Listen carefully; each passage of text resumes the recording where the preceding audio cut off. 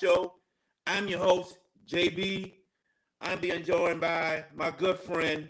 You can catch him on Crescent City Sports, the one, the only VK Jones. VK, what's going on? Hey, Mr. Jared, how you doing? What's going on with you, man? We got a good show today. I mean, say good show tonight. We'd like to welcome all the people on Facebook, YouTube, everywhere, all over the world, all over the country, and including our Xavier University alumni and students and them some. You know what I'm saying? Because tonight is a big night because we're focusing on the Xavier University basketball program.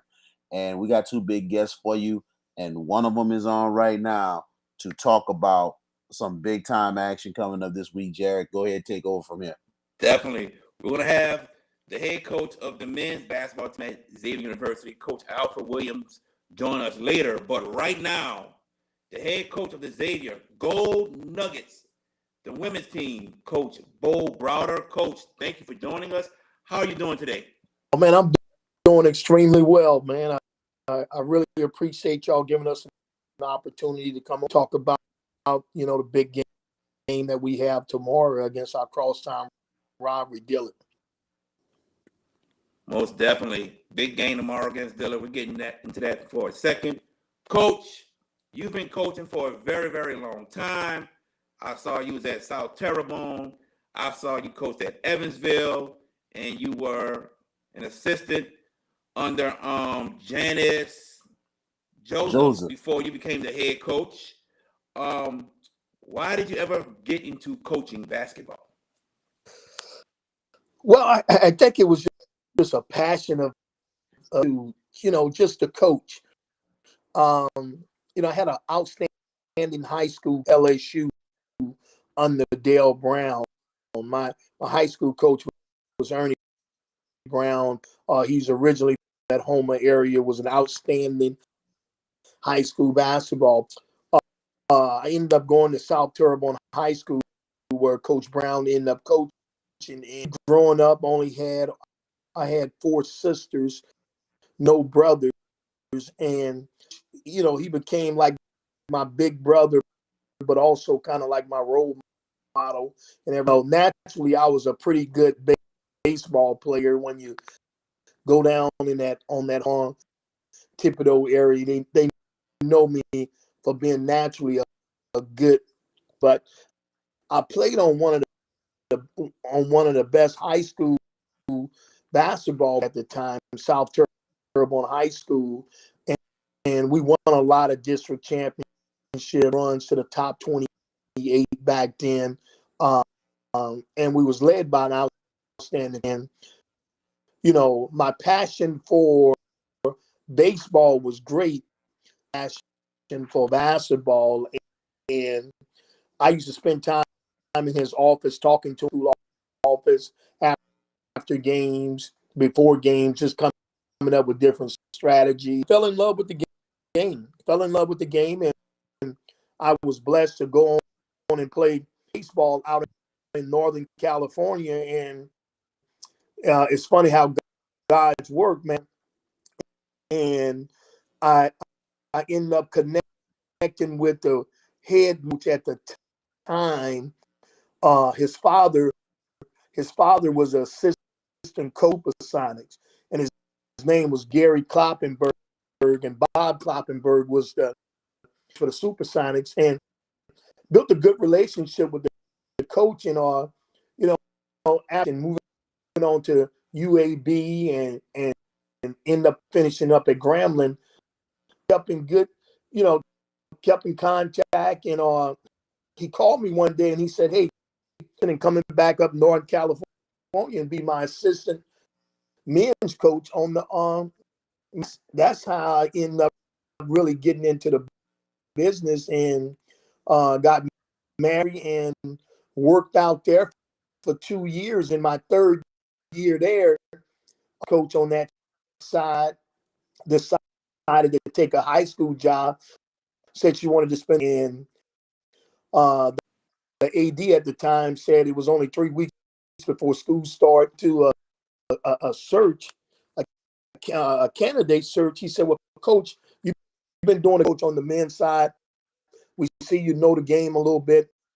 We're going to name you interim for this year. And my first year, I think we ended up going like 20, and I made a good run for the state junior college championship in California. So I ended up on the women's side and have never left, and just been truly blessed to an opportunity to coach such outstanding young ladies in Northern California, where I really then on to Evansville and had a chance to, come back south, did a year at high school ball, and Janice Reshore Joseph passed away with breast cancer at an early age, but she gave me an option, just end up being truly blessed to have an opportunity over the past 23, really 24 years in university, but also owe a lot to my student athletes and all those parents who trusted me to lead the ladies, to guide them and help mold them, and to make sure they got their degree. And man, you asking me these questions, but I get kind of emotional because I know how blessed me, and I have been truly fortunate to work at an outstanding university. So, in May of 1998, you became the head coach of the Xavier's women's basketball program. Why Xavier?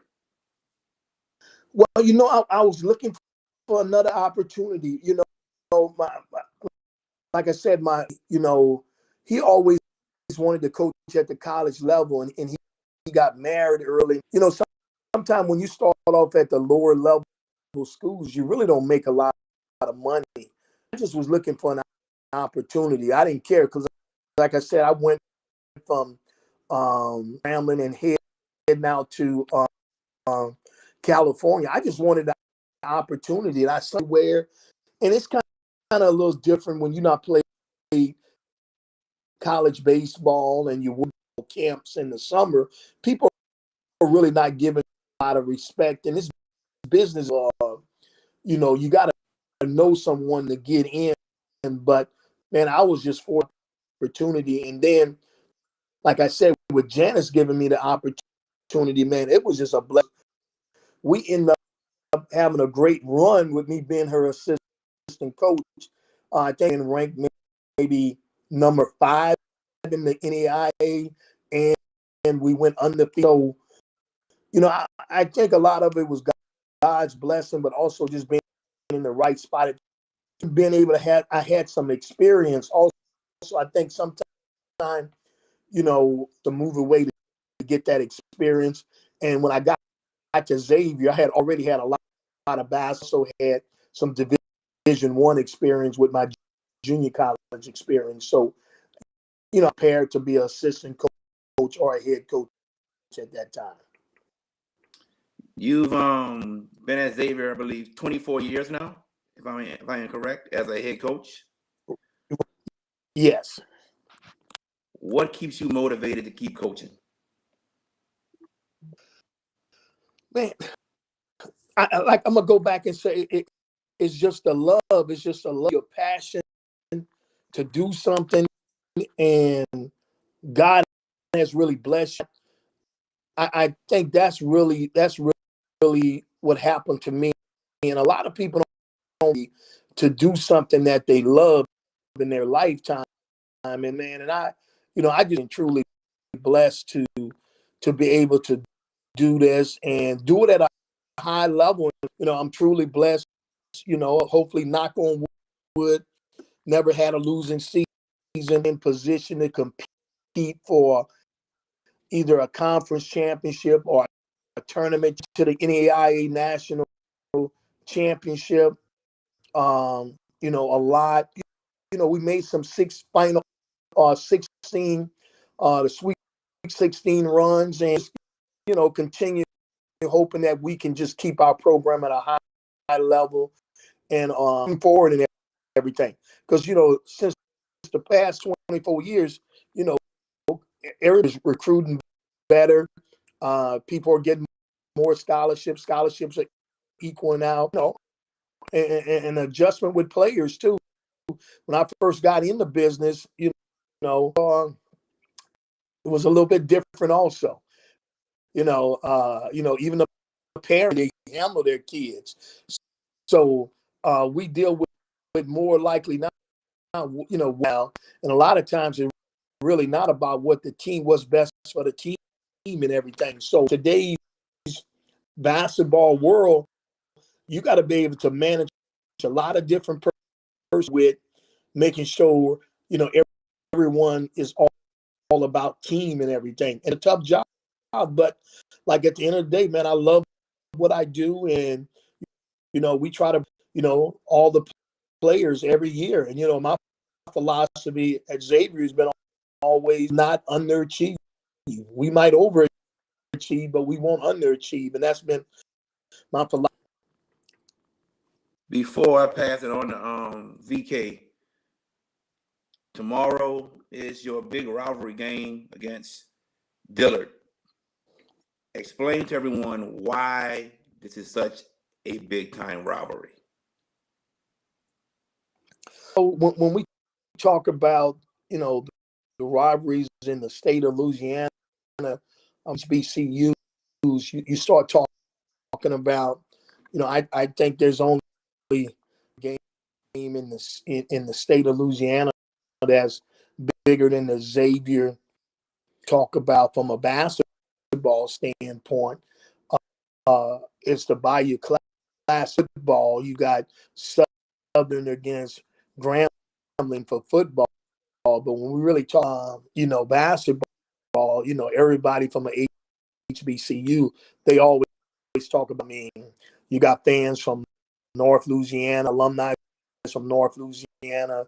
Everybody talks about that, and pretty much everybody talks about it all around the game. And all the alumni, they usually come in for that game. Also, big game, a lot of tradition. Doesn't matter what the records are. It's always an exciting game, and both teams always give a maximum. So you can throw the records out the door and just you got to show up and perform.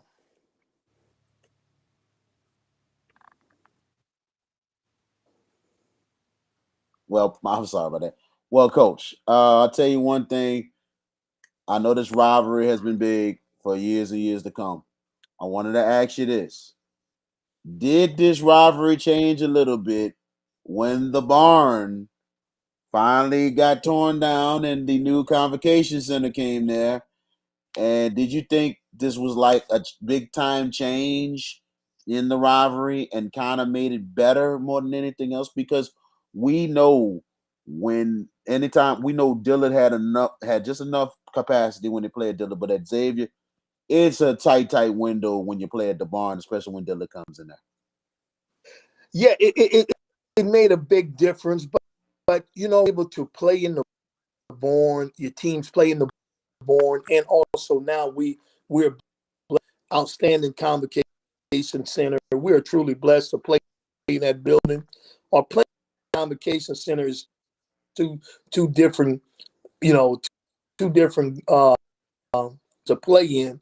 And I can tell you this: I had one young lady I was recruiting at the time, one of the top players in the state of Louisiana at the time, and she talked about. She said, "I really want to come to Xavier now.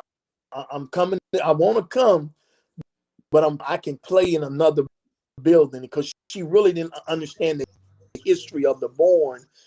She was really blessed. The following year, the convocation center opened up, and we was able to convocation center. But playing in the convocation center, we've been able to sell out the convocation center. I can remember the first time Dillard in the convocation center, we probably had 3,500 in there. Standing room only. It was a lot of excitement going on, and a lot of people in, and that's truly the the best thing about the Convocation Center to get that excitement. But in the Bourne, you could only fit probably 12 to 50 would get rocking, and when it get rocking, sometimes the fans, like they said, so loud and so crunked up that sometimes the players, because they would be focusing on what's going on in the stands. So the Bourne has its own vacation, is a special place because it shows that history that it has made improvements on their facilities and everything like that. And that's one thing, with HBCUs is that everybody want to make sure we have been truly blessed to be at Xavier, and that we keep improving our facilities and everything, not only from an athletic, but also from an academic standpoint. Our buildings are really up to date and everything. We have an outstanding pharmacy program, pharmacy building, and I definitely working on open a med school also. So we got a lot of great things going on. Well, I got to tell you, Coach, you know what I'm saying? Me and Jared, as a friend of a graduate from Xavier, who's a pharmacist right now, and at the same time, we know that the tradition of Xavier is always with pharmacy, but at the same time, other things as well. But the Convocation Center is a very special. I'm going to ask you this. How do you feel that you have probably a bigger arena in itself than Tulane University? What you can say about that? I'm sorry. The Convocation Center, when I first seen it open, Jared, have you ever been in the Convocation Center? Yeah, I have. Yes, it is bigger than Tulane. It's amazing. How you feel about that? Because that's the most amazing thing I probably maybe have ever seen in the city of New Orleans. It just shows the growth of our university to commit, making a serious commitment. The bottom line is we try to do a lot of great standpoint, and I know from this past year, we high school graduations on our campus, and a couple of times some things kind of went bad. Today, our university is built and founded on giving minority students an opportunity to get a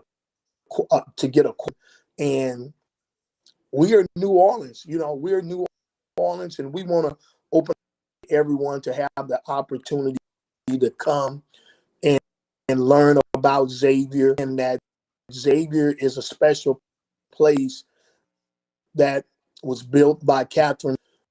We are moving forward, and we had a great president in Dr. Norman's job of making sure we was able to get that arena, and that's just truly blessing right there. But just talking to Dr. Francis through the years, he wanted us to have most important thing. He wanted us to have the arena like that, but he wanted also to make sure that our access to a special place like that also, and that's really special.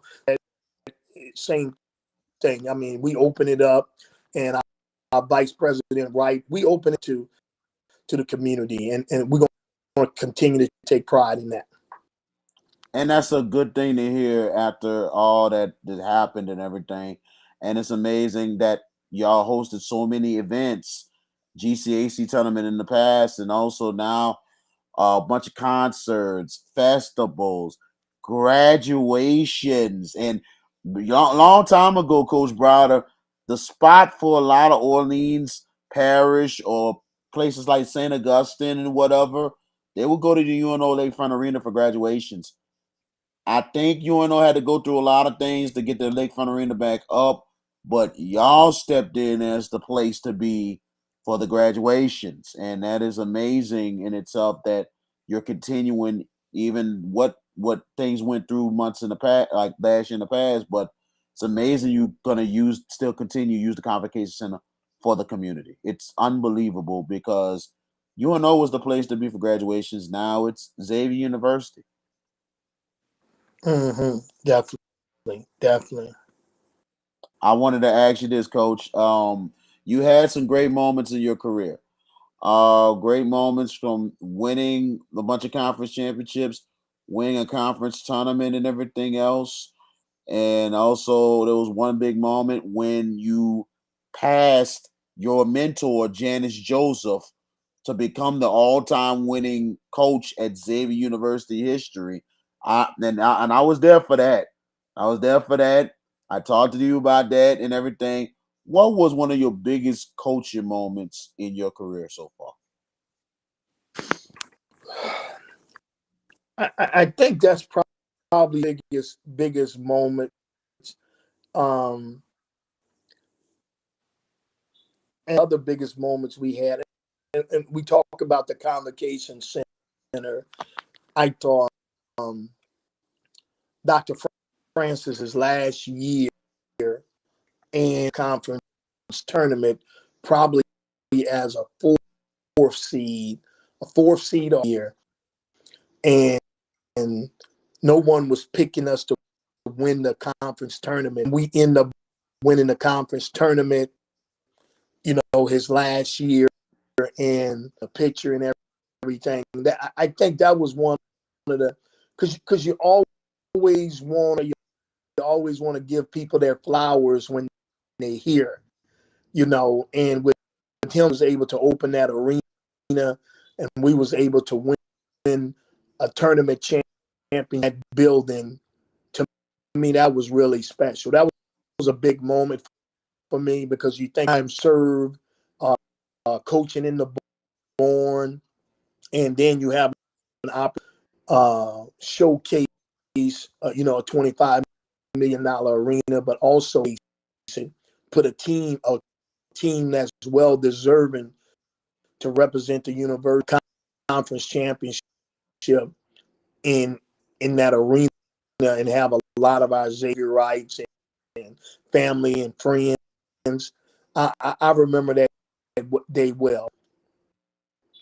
And I was there for that one too, Coach. I think that same day, both Xavier teams was in the championship game. That same day, the men came up short, but the women got it done, and it was a great day overall, regardless, because Xavier really shined. That both teams made the conference championship in their home floor. So I think it really gave the crowd something really good to talk about, and it was really big, especially. And I remember the big smile that Norman Francis had on his face when you guys got it done to win that championship. And I know it was very, very big. I got to ask you this one more thing. I'm going to let Jared take over and finish things off from here. Um, there's been a lot of great talent over the years at Xavier and everything else.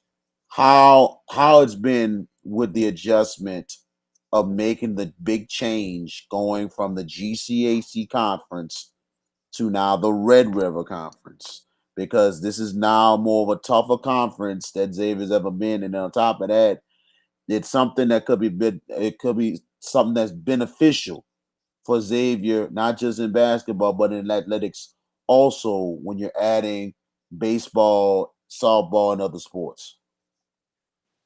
Moving to the Red River from a competition standpoint, it benefits all the sports on our campus and everything. And that really really have stepped up. You have to step up in that conference. As why we end up making that move was because really it wasn't just about the whole athletic program, with us being able to give our teams an opportunity, national level and everything. Because a lot of times when we was in the GCA, consider us like maybe a one league bid, but when you're in the Red River, you put two bids or three bids on men's and women's basketball, and in all the other schools. From a standpoint of competing in that conference, it is a challenge. I think we're the only private school in that conference from a standpoint of that, it's always a challenge from that stand. We love competition. That's one thing about our university. We don't we don't get things done. At the end of the day, we're going to put our best foot forward and everything. And the Red River is great competition, and we just try to step up every. We got some outstanding coaches and outstanding administrators, so we just try to make things happen successful. I mean, last year was our first year in that conference, and Volley won the regular season champion, a tournament championship. This year they won last year championship. Finished up like second, making it to the national tournament. So it's been a challenge. It's been a challenge, but good things coming from our athletic program. Coach, we'll get you out of here with this last question. How important is it for you to graduate your players? Well, I tell everyone, I think we in the country, when you talk about women's basketball, doing it the right, making sure our student athletes graduate from a high level also. Since I've been there, I think percentage is probably up to 90% graduation. If you participating with our program for 2 years, I know pretty much, but 2 probably haven't graduated, or 3 since I've been there. I don't have the correct mark, and we take pride in it. I tell everybody, I got a little bit of pharmacists, I have dentists, I have plastic young ladies who are plastics, have all kinds of doctors and lawyers and everything else, man. So coach have an issue, I can call one of my former players and they can kind of and everything. So we are truly blessed, and at the end of the day, man, it's about the outcome to make sure they get their degree so they can go out in the world and be very successful and everything. I tell them all the time, basketball is only for 4 years. We trying to make sure you get taken care of. That's our focus and everything. Most definitely. Everyone, tomorrow, doubleheader at the Convocation Center at Xavier University. It's Xavier versus Dillard. Make sure you all be there. Coach Browder, thank you for joining us. Good luck in your game tomorrow night. All right. Take care. God bless you. And man, I appreciate on the show. And Coach, before you get out of here, Xavier fans, get there early. It should be a packed crowd. 5 p.m., right, Coach, for your tip-off? We're going 5:30. 5:30. 5:30 for the women. And shout out to Mary Wilkins, former Kahoma Tiger. She's going to be going against her former teammate, Ayani Cockrell, Dillard tomorrow. So I'm looking forward to it. I will be there tomorrow, Coach. Tell her VK say hello. I will. And we love her. All right. Well, y'all take care and God bless you. Thank you, Coach. Thank you, Coach. Appreciate you. All right. That is Coach Bo Browder, the head coach of the Xavier Gold Nuggets. And we're going to move right along. Joining us now, the head coach of the Xavier Gold Rush, Coach Alfred Williams. Coach, how you doing?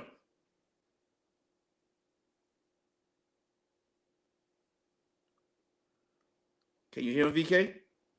Can you hear us? Yeah, I think you got to turn your mic. The mic on, I believe.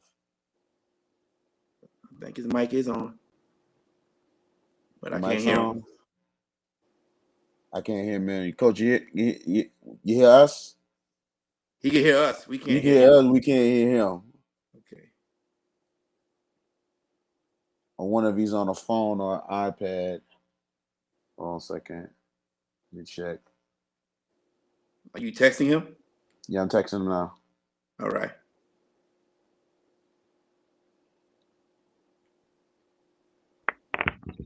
Can you hear me? Oh, there Oh, it there we go. is.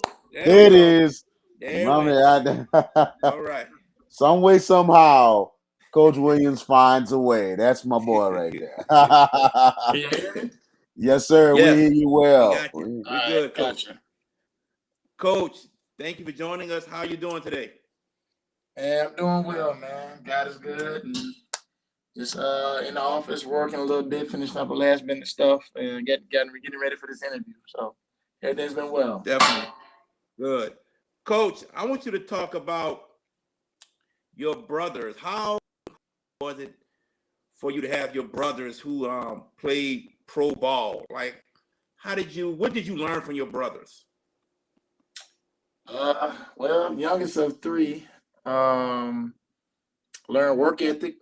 Also learned that from mom and dad. But just if you wanted to be good at something, you got to put it in. And for us, it was always the example that they showed was, man, doing whatever it takes to be the player that you want to be. You got to put it in. Well, that's waking up, going to the gym before school started in high school, in between lunch period, and then after practice, just staying in, putting shots up in, and getting better at the little things, paying attention to details, and just having to fight. For every inch, everything that you want in life, man, you got to fight for it. So having those qualities, man, being able to watch them endure some of the things that they went through from a collegiate level and also from a professional level, that was able to help me in my journey as far as getting started early as a college coach. Before you continue, Jared, I'm gonna give you a lot of props right now. You did a good research. You did good research because I was about to tell you, my man. I'm about to ask you, do you know who his brother is? And Yeah, you did the yeah. research, bro. That caught me off Because guard right there. That's a good one now. because look, I've been knowing Coach Alfred for years, Jared. Mm-hmm. Even when he was an assistant under Dan Jackson.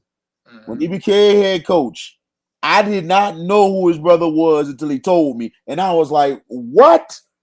You gotta be kidding me.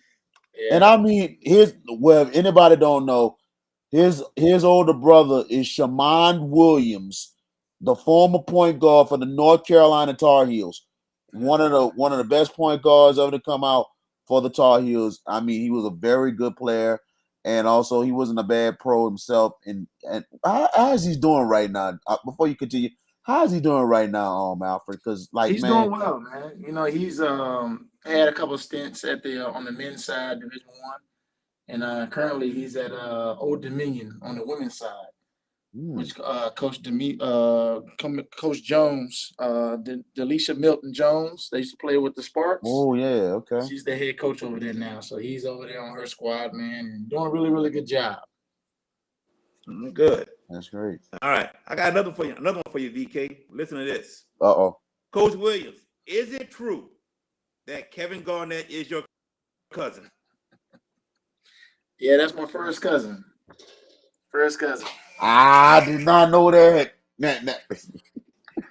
Yes, indeed. You didn't drop one. Uh-oh. Oh man, Oh no. Kevin Garnett cut Coach's feed. He Oh didn't want no. nobody to know that he was his cousin. Kevin must have been watching like. Let's see if we get Coach back in a second. Oh. There he is. There he is. Coach. I'm about to say Kevin Garnett must have been watching and been like, He oh, we want gotta nobody cut to- this off now. Hey man, get off the line.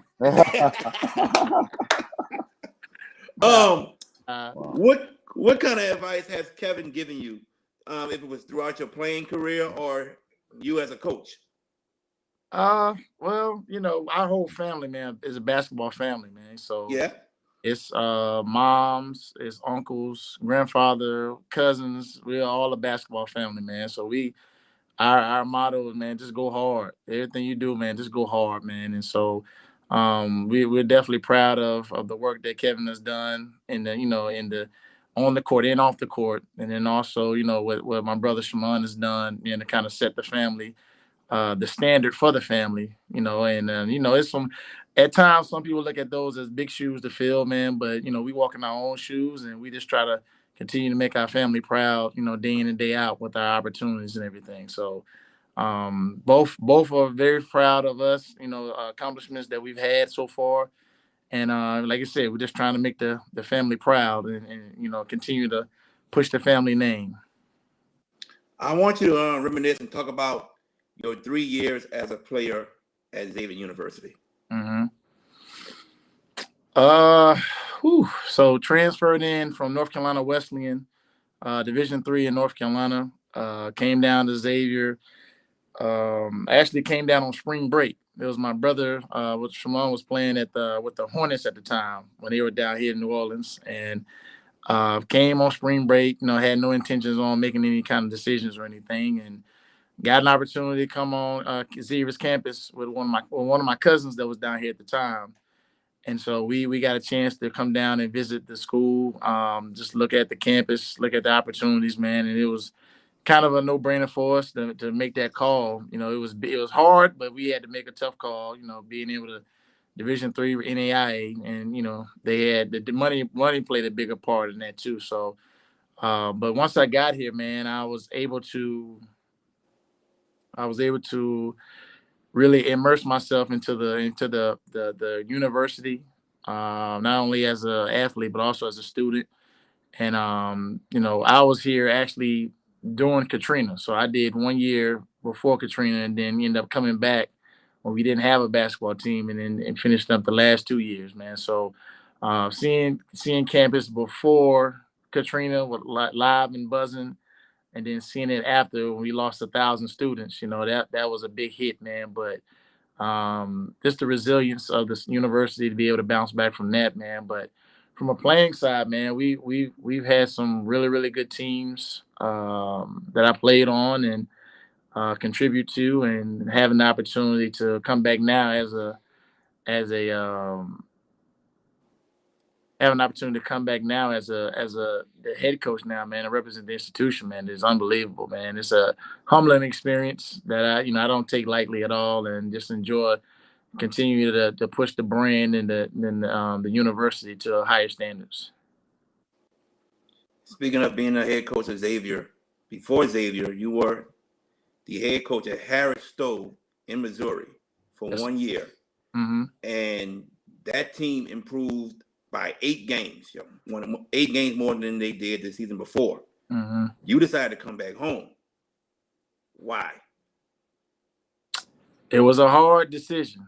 For most saw it as it's an easy decision. It was a hard decision for me because I knew what we were building there, and the opportunity to be able to take a program that nobody wanted to deal with, and be able to uh, build it up to where the opportunity that it was in. I was really excited about that and what direction that we were going in, because I had a lot of guys coming back, had a lot of experience coming back. So I felt that if we could just continue to add on to the pieces, man, we can be able to win here. And so, but in hindsight, uh, the opportunity to come back and coach at my alma mater doesn't happen but every 15 years. And so the opportunity presented itself where I was able to, interview for the position. There were over 120 applicants for the position. Wow.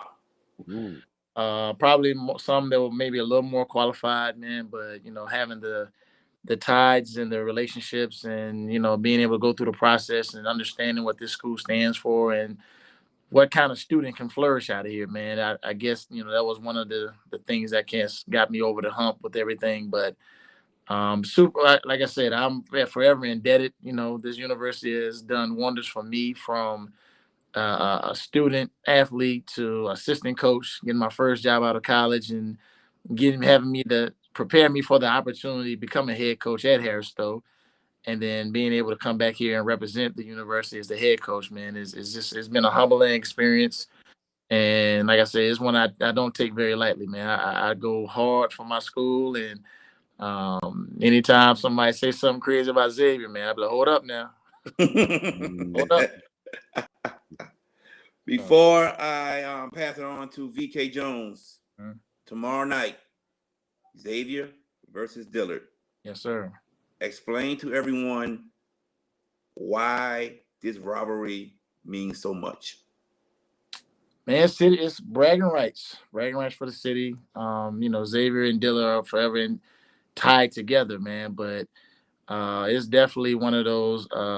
It's not a friendly. It's a friendly rivalry, but not a friendly rivalry because we both want to beat each other really, really bad, man. And like you said, it's for city bragging rights too. But we're super excited for the opportunity to play in this game. A lot of people would be scared to play these games kind of during the year while we're in conference play, man. But I think it only prepares us for us getting ready for conference tournament play. Also, if we're fortunate enough to go on our run and get to nationals, these kind of games, you need these kind of games, and so different feel, different energy from what we've been receiving already from in conference. Had a couple of hard games, last 2-3 games, and so this is just another one to get us prepared mentally where we need to go as a young team. So super excited about the opportunity, ready to get to it tomorrow, man, and just continue our young team to continue to grow and get better in the process. Coach, wanted to ask you. Now, it's good to have you on the show and everything. Mhm. I wanted to ask you how it was. How was the adjustment with you being a player to become a coach, and also, at the time when you played, was you're under Jackson, or was it the last days of their Valdery? Okay, I go backwards first. So I played for Coach Jackson, so I was under Coach Dan Jackson. So I came in '04, so '04 to '08, I was all under Coach Jackson. Uh, Okay. and the first question, it was extremely difficult because I still had three teammates that I played with that were still on the team. And so from that standpoint, going from team captain to all of a sudden now I'm your coach, that was that was a little different, and I had to get the respect of them first before I got the respect of the others because not only I'm still your captain, I'm still your teammate, but now also a coach now. So it was a fine line where we had to have that common understanding and that conversation. Like, hey man, look, when we together, I'm AJ. When we with the team, I'm Coach Williams, and there had to be that line drawn, what I'm saying? Because it was just, it was too much.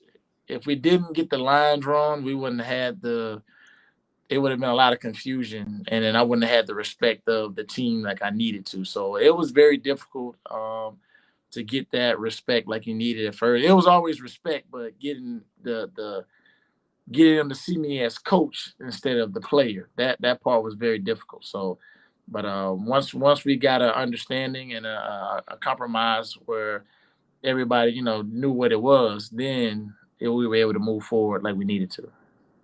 Now, at the time when you was an assistant under Dan Jackson, you've been an assistant. You was an assistant for a long, long time, and I knowed you then. You was recruiting.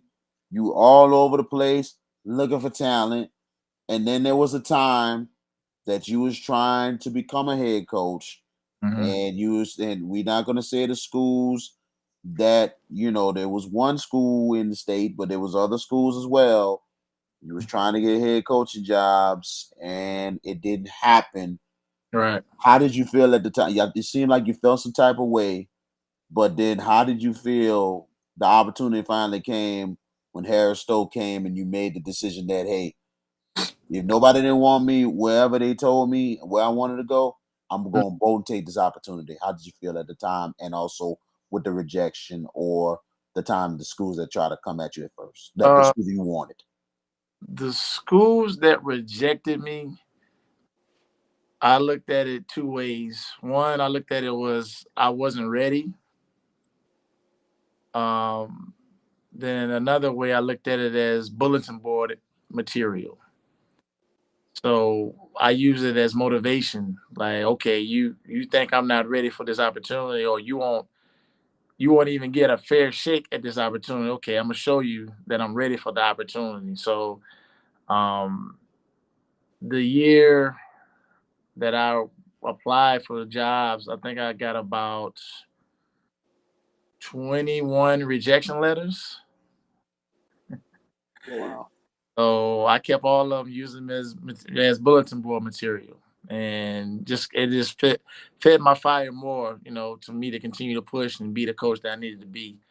And so, when the opportunity came for the Harris Stowe opportunity, I was already I had already mentally prepared myself for that because of the 21 that I got, 21, 21, the Mhm. 20 that I got um, before the year before. So I was able to prepare myself mentally for the interview, the process, how I need to conduct myself, my portfolio, the whole nine. And so going in there, got a heck of a recommendation from a former coach that I played against as a player and also coached against.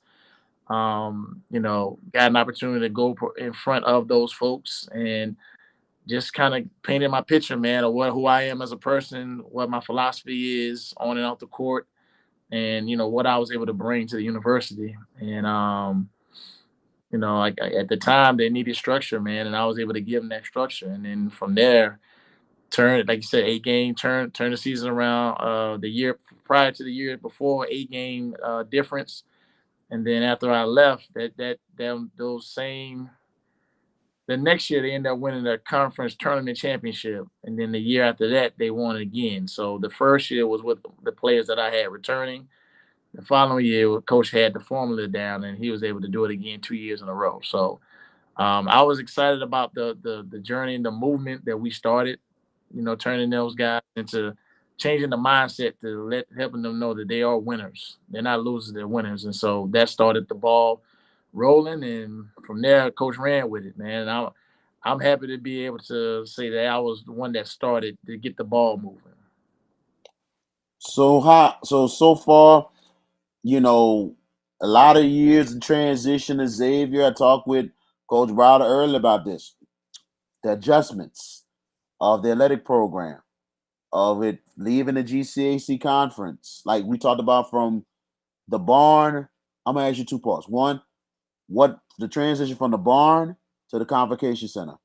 Has that changed the rivalry a little bit of Dillard Xavier? The impact of the convocation center? But also how it's been with the adjustment of Xavier being in the Red River Conference after leaving the GCAC after all the years have Xavier been in the conference. VK, there's never gonna be another place like the barn, man. There'll never be another place like the barn. The barn was legendary. It was unique. It was very, very, I very unique in itself. I remember when me and a couple friends, we went to Suno and we tried to go to a couple games and it was sold out and it's like we couldn't get in. Then when I got in the media, a little more access than it did, and it was incredible right, going to a place and seeing, okay, I can see what the barn is definitely about, and I can understand the history of it and how big it is. Go right. ahead, Coach. It was standing room only for Dillard games. I remember as a player running out the tunnel, man, and people feet off the balcony, man. Like you got out of underneath the balcony, man. So Wow.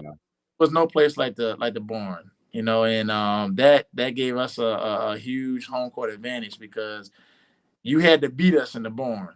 Like you had to really beat us, and it was hard to do that for a lot of teams, man. But the convocation center has been great also. Like a couple of years ago, we had when we had William Lloyd, his senior year. I think that was the second of no, that was the first championship that we won, 1920. We that Dillard game here, man. We had 3,300 people in the arena, and it was so packed, man. William got a breakaway dunk, man. He dunked it, and the whole floor was vibrating. Like never felt we haven't felt that since we had been in the arena. So It's been fun, man. This rivalry, the games we've had in the SEC so far, but it still never be anything close to what the Barn was as a player and coach. And second part of it, the Red River has been challenging. It's been a good challenge though because it's prepared us the mental mindset of our players to be able to be ready to compete every night. Not to say that the GCAC we didn't have to compete every night, but the playing styles are a lot different from what you actually would see when you go to nationals. And so, from a consistent basis, we're getting 3, 4 different playing styles that you'll see in the national tournament. And so, and this league, Red River, is probably top 3 in the country, I think, from on the men's side.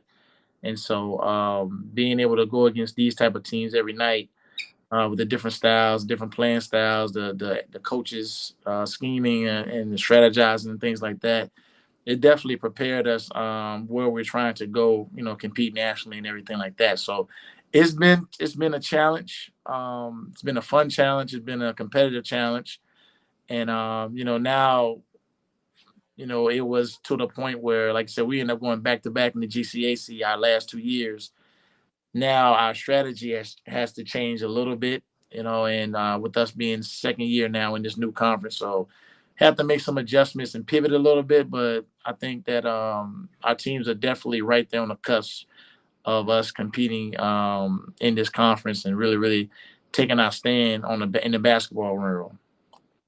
Well, you had some great players, great moments in the barn. I remember when Sean Dumas played and Wanto Joseph, and there was another guard. I keep forgetting. He was a transfer that you probably know who he is. He was a transfer that came from Abramson, and I think he came from Colorado. Oh, yeah, that's my boy Chevis Brimmer. Chevis Brimmer. Yeah, Chevis Brimmer. yeah. Probably to me, and I've seen a lot of great Xavier players, probably the greatest I ever seen. Because I'm telling you, Chevis, you talking about he put on a show.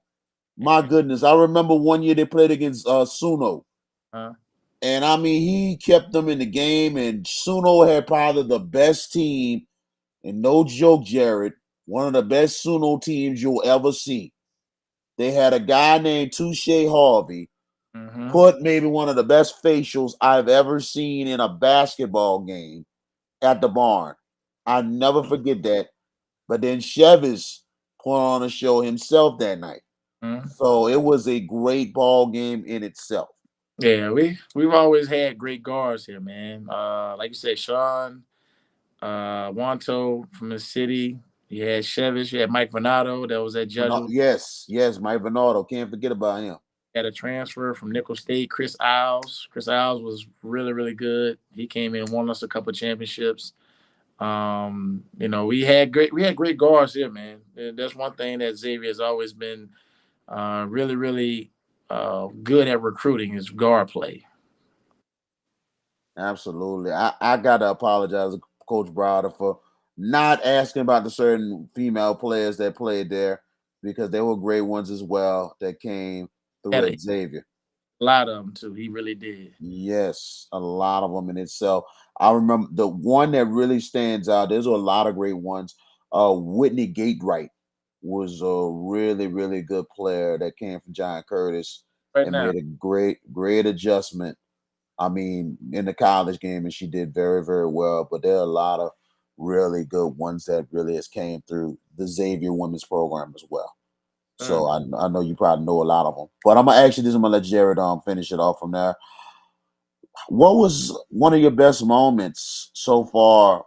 It could be you being a young head coach because you haven't been doing that for too long, but maybe as a player, what's been a great moment in your career so far? as a player or coach, or it can be either. It could be either. Because I know you've been. This is what year number 4 for you or 5 as a head coach. Long 3. look at go. Oh, I'm sorry. This is year 8 overall, but year 7 Xavier. Wait. It's been 7 seasons already. Yeah. I'm getting older, Alfred. It all blending, Go ahead, continue. all blending together. Let me see. As a player, man, coming back after Katrina, when we had three guys coming back from a team that was supposed to possibly go to the Nationals and really do some damage before Katrina. We lost our whole team, and it was myself, Sean Dumas, and then Mark Stewart out of Destrehan. We were the only three that came, and we were able to take that team that came back, and we were able to go win 20 plus games, and we beat the number one team in nationals in Kansas City. We were a complete underdog. Nobody gave us a chance, and we ended up beating the number one team in the country because they had us with that game. So being able to do that at that level right after coming out the Katrina was really special for us as a player. As a coach, man, I have about two moments that are really, really special, man. The first one is in the last 4 years, man, we've had three pros come out of Xavier that's playing professional basketball, man. And a lot of people say, this is as good as Xavier's ever going to be, prior to me getting the job and things like that. And Xavier never be as good. And Xavier never put out any pros, man. And we've put out three in the last 4 years, man. And that's a huge accomplishment, not only for myself, but for my staff. And just a testament to how much work that these young men have been putting in. So on top of doing the academic work, man, they also putting it in on the basketball court also. But my most proud moment is just that our guys graduating our guys. In 7 years, man, we probably had about 17 young men graduate from our program, and that for me, being able to impact these young men on and off the court, being able to be a father figure, mentor, cousin, big brother, big uncle, OG, whatever you want to call it, be provide information and help them out, man. It's been unbelievable process, man, and I'm just so grateful to be able to pour into these young men the way that someone once poured into me, man. And so having those opportunities, man, like I said, I don't take it lightly. Like if they want to come in, they want to learn, they want to grow, they want to get fed, man. We try to pour it all into them, man, and see the benefits of it 3-4 years down the road, man, where they have their own families, they're out in the business world doing well. You got three playing pro ball. Everybody's doing what they're supposed to do, man, and really enjoying it. And then they all come back like, Coach, man, I appreciate everything you did for me. That right there, that just lets us know, man, we doing something right, and we just keep on pushing from there. Coach, can you right quick? I'm sorry, Jared, I gotta ask this. Quick little story. Since you've been in postseason as a player, as a coach, can you tell us, and not just that, the audience, how crazy the NAIA tournament is? We thought you think the NCAA is something else. Coach, tell them how crazy the NAIA is and explain it to Jared. Because like I said, that is a crazy tournament. Because there was times I was watching some of it. I talked with Coach Cordero from LSU, a bunch of Dillard coaches. Tell his audience about how that tournament is and how crazy it is. Yeah, it's an intense tournament. It's one of the best tournaments in the country. What makes it so unique and one of the best in the country is, like, before they changed the format, you had to go to Kansas City and you had to win 5 games in 7 days. And the way the NCAA has it set up, you play 2 games and then you break. You play 2 games, then you break.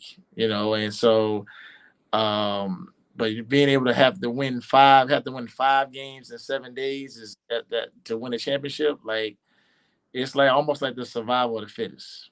And so now the format is you have to win, a kind of a regional site where you play 2 games or regional, and then they take the top 16 teams, and then you still have to play 16, 18. You got to play 4 games, and I think it's 4 and 6 now. Thursday, Friday, Saturday, Sunday, Monday, Tuesday. Yeah, you play 4 and 6.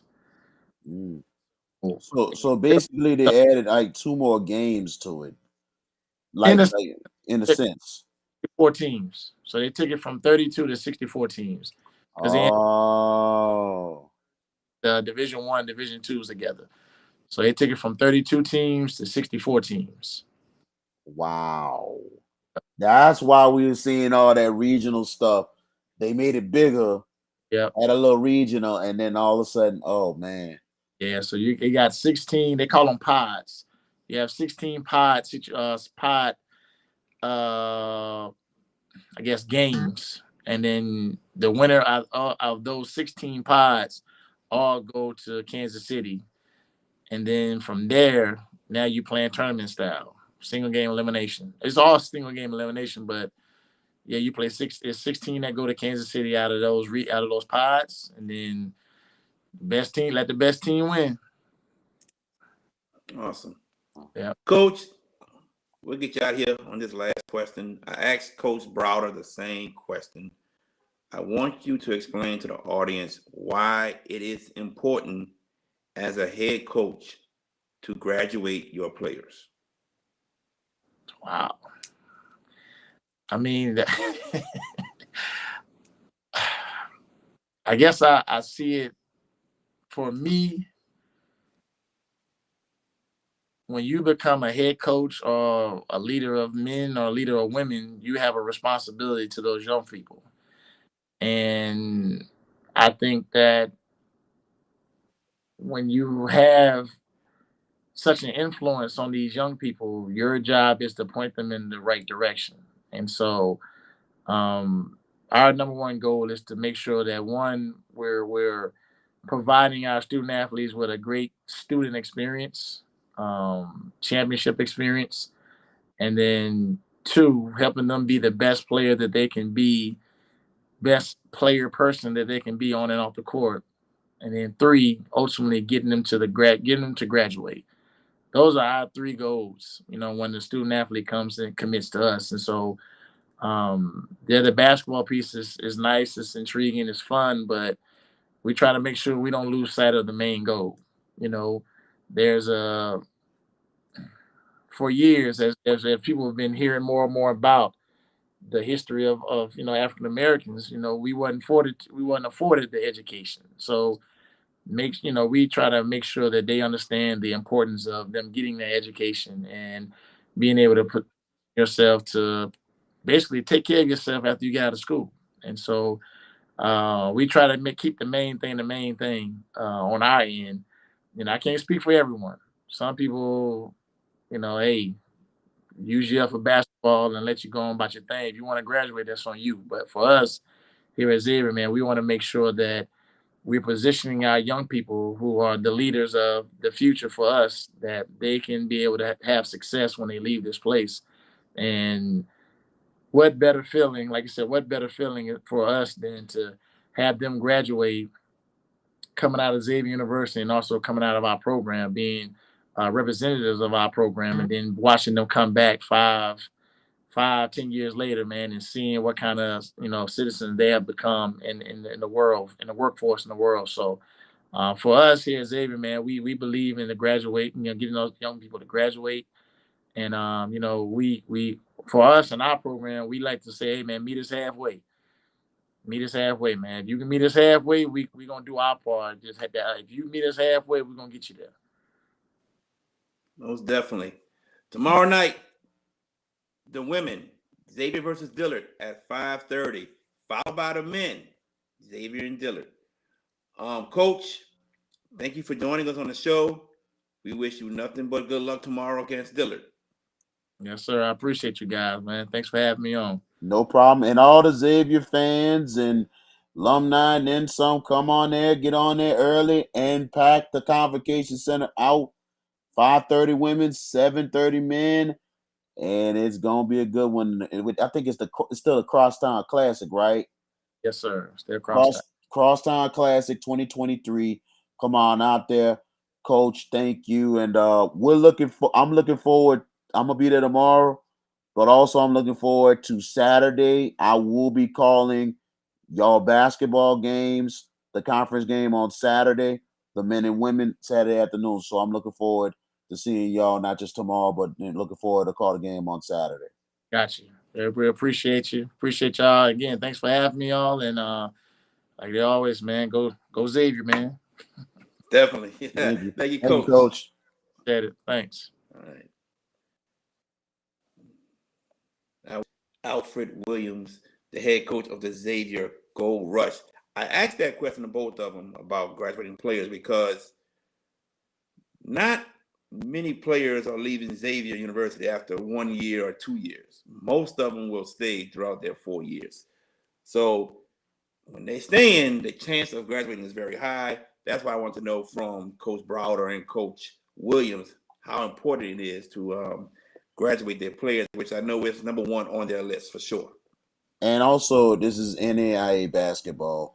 This kind of basketball, 9 times out of 10, these players are going to be here for 4 years, and they're going to play all the way until the end, or unless they graduate early. So that's the only way that they will leave, or if they transfer.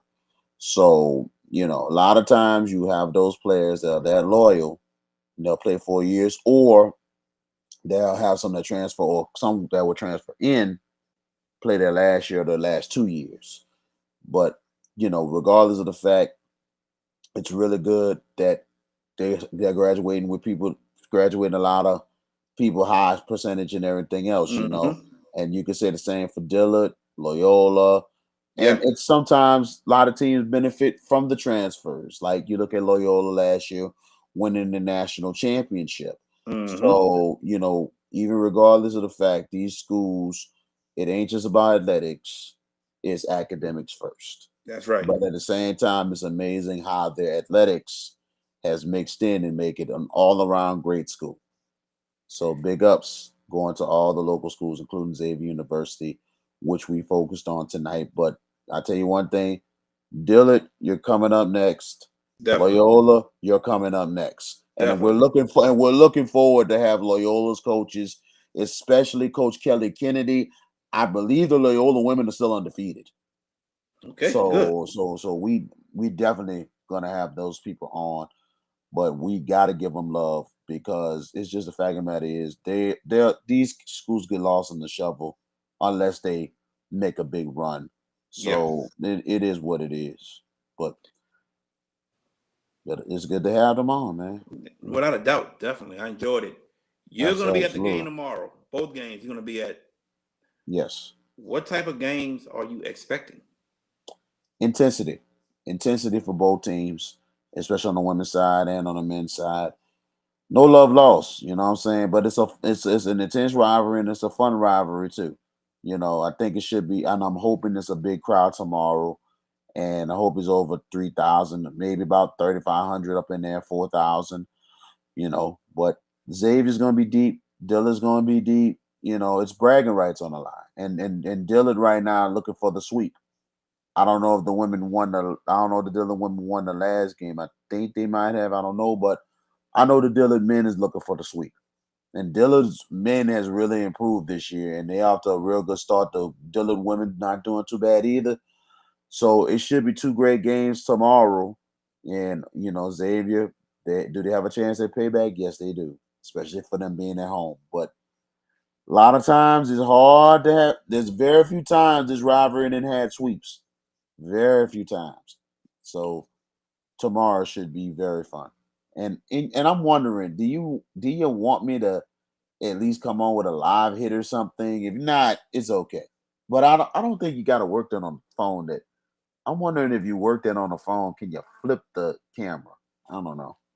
You should. Yeah, you should. If you want me to come on for a live hit, and it is, I could come on. It depends on what time you go on air anyway. Me and Coach Scott will be on at around 8:00. Okay. Maybe I might come on, give you a quick live hit update for the women's game and give you an update what's going on in the men. Yeah, shoot me a text or something. Definitely make it work. Okay. Definitely. I'll shoot you a text. Cool. Just let me know. I got you, definitely. Now I want to go through some scores of some games that happened last night and tonight before we get off this feed. Today, ML King Charter defeats McMain 59-57. Mm. Wait. MLK Charter beat ML King McMain. Charter defeats McMain 59-57. Wow, that's a big win for MLK Charter. And you have to think, and I did McMain on Monday against Edna Carr, and the way things were looking with Stephen Kelly, I mean, a real good start. They were 6-1 going into this ball game, and a good reset. And the way they looked against Carr, this McMain team looks really strong and could be really dangerous going down the line in postseason, and they're still going to be dangerous. That's a big win for MLK Charter. That's a huge, I can say definitely an upset. MLK Oh Charter yeah, is very, very I'm saying it, talented, sure. but this is a big upset because, and I know Coach Kelly is going to be really on his team, but that's a huge win for MLK Charter. Big win. Last night, St. Augustine 56, Rummel 49. Big win for St. Aug. Yes, I mean the Purple Knights. Now they've won 4 straight games. Purple Knights had a rough start. Now they won 4 straight. They had a huge victory against Sophie B. Wright in overtime of the MLK Classic. If you see it go on Crest City Sports, they have all 3 games replay, including the recap article. Unbelievable ball game against Sophie B. St. Aug had a big lead as much as 15 in the third. Sophie B did not give up. They cut the lead to 7, and then all of a sudden, some way, somehow, they hit a 3 late force overtime. But St. Aug wound up surviving. And I think, you look at Cy Merritt, also Derek Green, and also the return of Hubert Calise has been a big help for the Purple Knights. Look out for the Purple Knights, y'all. You don't want them on a tear. So 4 straight wins for St. Aug, that's big. And for Rummel, they got to find a way to recover. This is a good Rummel team. So they got to find, Coach Scott Thompson got to find a way for his team to recover. Last night, the Shaw Eagles defeated East Jefferson 71-43. Girls varsity basketball, North Shore over West Jeff 68-34. That was today.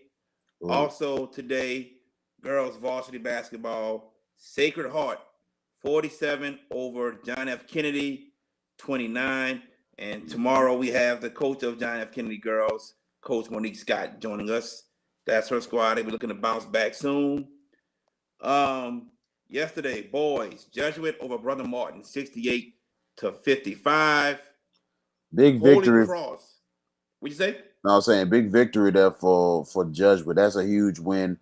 Brother Martin has been coming along lately, but now the Crusaders has lost 2 straight. So Catholic League is getting wilder and wilder. It is. It is. Holy Cross defeated Morris Jeff 90-44. Have you ever heard of Morris Jeff High School? Morris Jeff High School, that actually used to be where Joseph S. Clark used to be at. Old Clark. Gotcha. Okay. Yeah, that's the old Clark school right there. So it's Morris Jeff. And remember, Morris Jeff 2 years ago made the top 28, but lost in the semifinals. You know what I'm saying? They lost in the semifinals 2 years ago, but they're trying to get back into things over there. But I think they're in a rebuilding process, so not a surprise.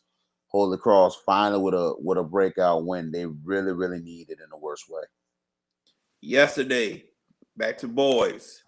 Chalmette over Higgins 70-37. Boys still North Lake Christian over De La Salle 70-55. Shocker to me. De La Salle basketball, they're struggling a bit. Coach Steven, Coach the Paul Kelly, who retired last year and everything else. The transition to the coach here, I know it's a big adjustment. This new coach that I think he was an assistant. I think so far it's been kind of up and down right now because De La Salle, usually they're competitive and they returned some experience last year, and Yeah. right now they're on they're a little bit of a swoon right now, so they got to find a way to get themselves back on their feet because this is not looking good for De La Salle. All right. Big game yesterday. Port Allen, 64. Carver, 58. 64-58. Yeah. Wow. Port Allen, It's loaded a good team, team. Yes. loaded team, loaded Yes. team because they return almost everybody from Mm-hmm. last season's state championship team. It's not a surprise. Carver's lost 2 straight. They lost to North Side. They lost the Ooh, North Northside Side. from Yes, they lost the Lafayette. North. Yeah, they lost about 5 points. Watch out for North Side. They're trying to make a resurgence back. Yeah. Because you got to think in the past, people don't remember when Devin Clark was the head coach at Northside. Northside was a hell of a program, and Mm-hmm. they're trying to get back into good graces. So watch out for them, but watch out for Southside. Oh yeah, definitely Southside. Yeah. They got a nice program. They had a good win against Landry, real Mm-hmm. good win on Monday. You know what I'm saying? So Yeah. Madison Prep defeated Catholic 44-35. that's a good game. Yeah. Lutcher came down yesterday and defeated John Ehret 62-56. Wow, that's a huge win for Lutcher. That's a huge win. John Ehret is a good squad. A good squad for Lutcher to come down. A 4A school to get a win over at Ehret. Well, I'll tell you one thing. Coach Armand, he knows that his team has a lot Coach of work to Cheese. do. Coach Cheese. And he's done a good job at Everett. He's done a good Mm-hmm. job. He's got a good team. Now they got to learn how to get some wins, especially if they're gonna go and thrive hard in the postseason. But that's huge for Lutcher because it seemed like Lutcher. Yeah, I think Lutcher's coming in basketball. They're coming. That's a big win right there. That's what it sounds like. Watch out for the Lutcher Bulldogs. And also watch out for Madison Prep. Madison Yes. Prep, and get this, still undefeated. They have not lost a game yet. Maybe Wow. Jeff Jones's best team. Madison Prep had some great ones over maybe the last decade. This one may be his best one ever because they are getting it done. Awesome. Tomorrow night, everyone, around 8 o'clock, maybe 8:15, we will have the coach of the Kennedy Cougars girls basketball team, Coach Monique Scott. Monique Scott has gotten Kennedy into the playoffs in back-to-back years. He even has a playoff victory from 2 years ago. So she has his program on the rise and hopefully make a deep playoff run this year. We will have her on the show tomorrow. So we're happy to have Coach Monique Scott join us. VK, before we go, do you have any last words? My last words, it's good to be here tonight. Thanks for everybody for joining us. All my Xavier peoples, alumni, and then some, but all the audience, Facebook Live and also YouTube Live. But also special prayers going out to the Briscoe family. Jay Briscoe, if anybody are wrestling fans, and I know we don't, it's a sports show, but we got to throw this in because this guy here, Jay Briscoe, was made such an impact in pro wrestling. It wasn't even funny, and mostly in an independent circuit. What he's done over the years has been unbelievable.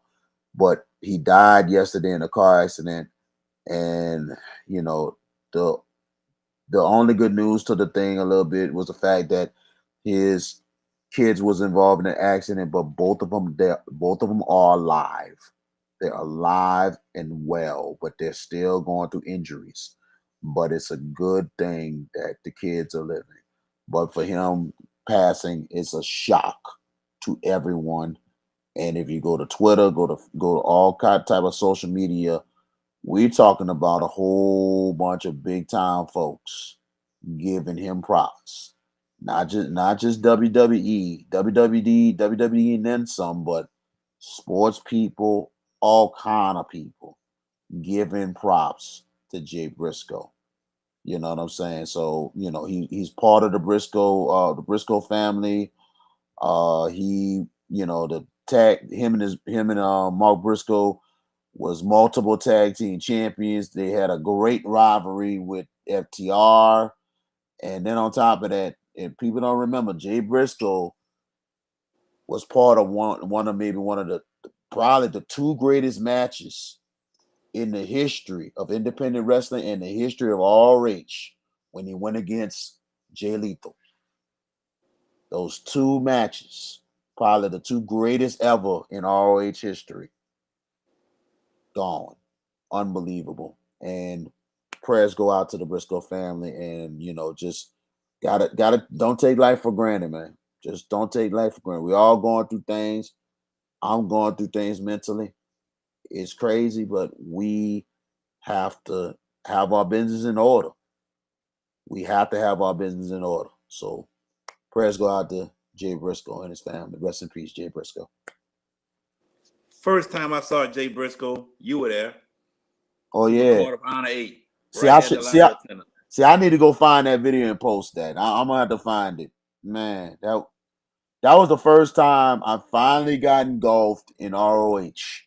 Yeah, me too. Because big shout out to Justin Coke LeGrand. He kept telling me about RH. And I said, let me go to the supercard. And I think me and Jared got a little tight. A lot of people got a little, we started, I think that was almost the birth of this wrestling clique we have now called MVS at that time. Yeah, it's around time Mike started a group, Mike and Trohan. They always you, Trohan, Daniel Francis, Brandon Frazier, Justin Copeland, probably somebody I'm missing. Ed Thibodeau was even there. He's in the MVS group. We all was there. Like, we already didn't. I knew you from Spankies. I knew Daniel. I knew Brandon a little bit, but I didn't know Mike. I didn't know Tro really, but we all became cool and tight. You know what I'm saying? Just because of that. But I never forget that night, Jay Briscoe versus Adam Cole in that ladder match for the Ring of Honor World Championship. And man, was that match just fire. It's fire. So epic. Great match. The storyline was crazy too because of the fact that Adam Cole basically took his championship, and then on top of that, Jay Briscoe decided, I'm gonna have my own belt. Get your belt. I'm gonna have my own belt. Mm-hmm. So it was just crazy. It was a great match. It really was. So I followed his career ever since, and I got to meet him and his brother last year at WrestleCon, man, and they good people, bro. Good people. The Briscoe brothers will go down as one of the greatest tag teams of all time, without a doubt. And we lost Jay Briscoe too soon, man. Only 38 years old. And it's just you just are starting. Here's the thing. You're just starting to see the edifice of him and Mark. Because they find because of AEW, because of Tony Khan buying RH, now they're in a bigger stage. And they're now a bigger stage, but Time Warner did not want them on TV. Oh yeah, I think that's the reason why we didn't see them on AEW at all. Time Warner didn't want them on TV. Because they think they're too wild. Oh my god! I gotta go back and read it. I don't want to say the wrong thing, but I gotta go back and read it. They must be too. Make sure they must be too wild because of that, because of their promos and stuff. Because they cut the wildest promos and the funniest promos. Y'all should see the one, and I keep posting this sometimes, when they talked about FTR before the rivalry got big. They speak it. Oh my god. I mean, the funniest promos was the Briscoes. It's just I don't know why. I know you might have to go read it up, but Time Warner wrong for that. They're freaking TV gold. You don't watch RH on syndication. They're TV freaking gold, man. Yes. Yeah, we lost Jay too soon, man. And I Way too soon. and I hope and is him like outside of the Briscoe thing, are they really brothers in real life, right? Oh, they're brothers in real life. And today is Mark's birthday. Oh my Lord, man! You Brother gotta died the be day before his kidding birthday. me! Bro. Oh my Today's Mark's God, birthday. man! We just pray for Mark. We just hope things okay with him, man. I know this is tough. Pray for the whole family, man. Oh my goodness, yes. It's a tough, trying time for him right now, and they pray for the never, two daughters that they pull it out. right? Yeah, and they never forget where they come from. Oh, never And the did. thing is, you have to respect them so much because the fact of the matter is they wanted creative control of what they do, and then on top of that, they stayed independent because they felt like, hey, it ain't about the money. They had a mentality like FTR. We love this stuff, man. We straight love it. Yep, definitely. Yeah, we pray for the whole Briscoe family. As they go through this tough and trying time, we pray for them. But like I said, tomorrow, Coach Monique Scott will be on the show with us. So make sure you all tune in. My good friend VK Jones. I'm JB, your sports guy. VK will be at the Dillard Xavier game tomorrow night. I'll be here with Coach Monique Scott, and our good friend George Peppers will join us after the interview. He'll be joining us. We'll talk about some of the games that's happening on the wild Friday. cards. No, I'm sorry, not the wild cards. I know I'm gonna be at one of those games that's coming up on Friday, and I just found out about that today because some of our football team. Also, be sure that you still go to the link for the T.H. Harris fundraiser. We appreciate y'all so much. Y'all been doing a great job donating. Please continue to donate. The goal is 6,000. So continue to donate. We need all the money we can so we can take care of our players. Our first preseason game is Saturday. We got 2 preseason games before we go into the regular season. So myself, Coach Governor, Coach Dillon, we definitely appreciate it. Continue to donate to the T.H. Harris middle school football team. Go Raiders. Appreciate it. Let's get on out of here, man. But actually our football team will be at the Bonneville game Friday. They host Landry. This will be a good one. You might have to take a ride to Kenner, my boy. But try my best. You might take a ride. Yeah, let me know. Try my best. I'll let you know. All right, y'all. We'll see y'all tomorrow. Y'all take care. Later.